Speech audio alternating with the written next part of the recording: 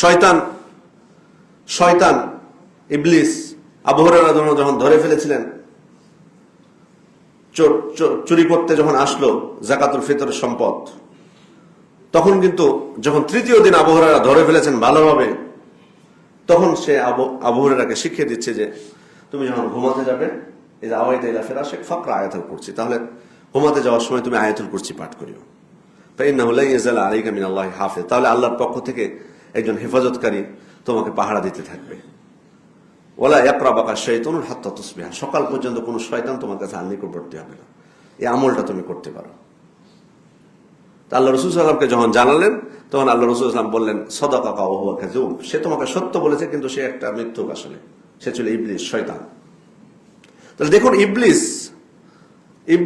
ইবলিসকে শয়তানকে এটা তো আমাদের পরিচয় করার দরকার নেই। তারপরে যেহেতু কথাটা সে ভালো বলেছে, ঠিক তথ্যটা যেহেতু সঠিক ছিল, এই জন্য কিন্তু আল্লাহ রাসূল সাল্লাল্লাহু আলাইহি ওয়াসাল্লাম বলেননি যে সে এটাও মিথ্যা বলেছে, না চলবে না, আয়াতুল কুরসির বিধান নেই ঘুমানোর সময়, না বলেননি, বরং স্বীকৃতি দিয়েছেন।